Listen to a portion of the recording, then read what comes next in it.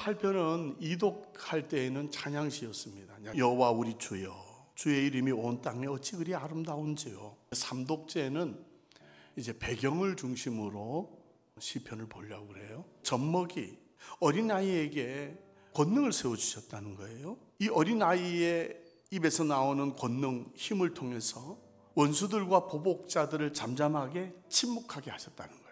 이런 어린아이 젖먹이에게 주의 손가락을 만드신 하늘과 달과 별들, 소와 양, 짐승, 새와 물고기, 바닷길에 다니는 모든 것을 이렇게 다스리게 하셨다는 거예요. 통치권이에요. 왕권을 부여하셨다는 거거든요. 깨어지기 쉽고 부서지기 쉬운 존재. 다시 말해서 오늘 이 찬양시는 먼지와 티끌 같은 젖을 먹는 어린아이와 같은 나에게 왕이 되게 하시고 권능을 부여하셔서 하나님이 창조하신 이 모든 세계를 다스리고 통치하게 하셨음을 찬양하는 겁니다. 여기에 대한 회상이에요.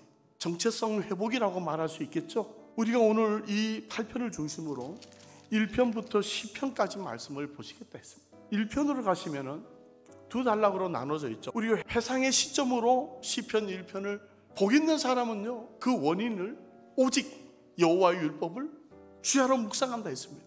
가르침. 복 있는 사람은 가르침이 오직이 되는 거예요. 악인은 그렇지 않아. 2편에 보시면 내가 나의 왕을 내 거룩한 산 시온에 세웠다. 사망이 확정된 산속의 교회. 그런데 시편 2편은 그 산속으로 모여온다는 거예요.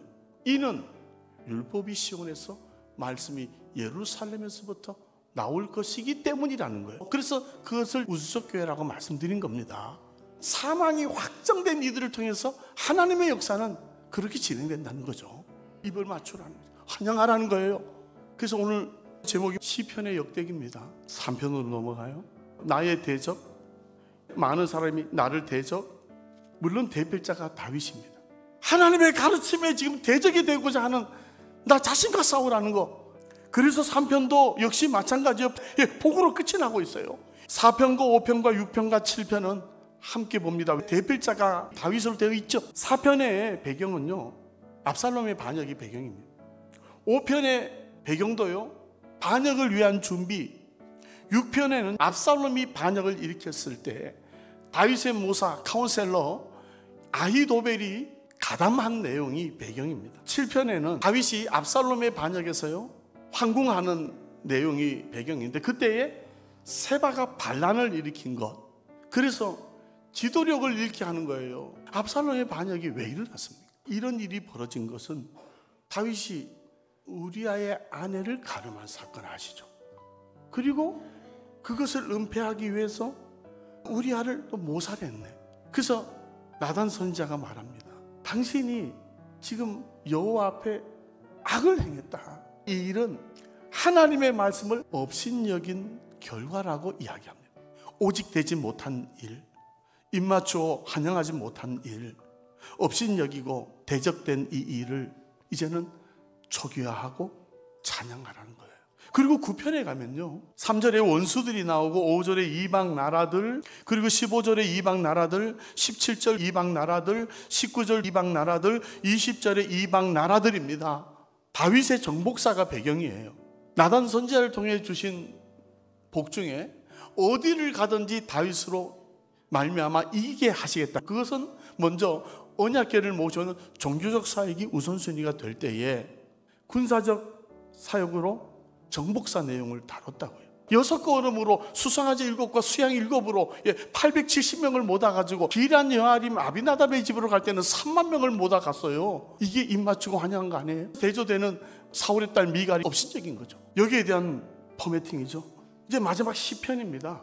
2절에 악한 자가 교만하고, 3절에 악인의 욕심을 자랑해, 4절에 악인은 하나님 없다고 말하고, 5절 역시 악인의 길이죠. 6절 악인의 마음이죠. 8절 무죄한 자를 죽이고, 9절 가련한 자를 잡나이다. 이것은 배경이 아합이 나봇의 포도원을 뺐을 때입니다. 거짓 증인을 통해서 하나님을 저주하고 왕을 저주하는 소리를 들었다고 말하게 해서 돌로 때려 죽이고 그 밭을 뺏어요. 오늘 결론이에요. 시편 8편 다윗의 해상 부분에 간다면 하나님의 말씀을 업신여기고 하나님의 명령을 버리면 나도 아합이 될 수밖에 없어. 시편을 10편을 보셔도 1편이 말했던 대조적인 길과 대조적인 운명을 말하는, 그래서 복 있는 사람과 악인이에요. 오직과 그렇지 않음이라고요. 오늘 하나님의 성령의 감동으로 되필된 이 시편 10편의 이 말씀은 우리를 초청하는 거죠. 다윗처럼 우리의 정체성, 먼지와 티끌임을 알게 하는 거죠. 이 사실을 모른다면 우리는 아합처럼 몰락할 수밖에 없고 악인처럼 몰락할 수밖에 없다고 하는 이 사실을 다윗의 해상을 통해서 우리로 하여금 돌아보라는 거 아닙니까? 마치 역대기처럼 오직 되지 못했던 일 있죠. 입맞추고 환영하지 못했던 일 있죠. 모시지 못하고 대적자가 되고 업신여기고 명령을 버린 이 일에 대해서 환영하고 입맞추고 찬양하고 오직이 되게 하고 모셔오라는 거죠. 그렇다면 그것이 바로 그 율법이, 그 가르침이 우리에게 생명나무가 된다는 거예요. 생명의 떡이 된다는 거죠. 생수의 강이 된다는 것이죠. 그것이 바로 사망을 이기는 힘이에요. 이게 영보를 이기는 힘이에요. 이 은혜로 영복으로 나아가시는, 초청에 응답하시는 저와 여러분 되시기를 주의 이름으로 축원합니다.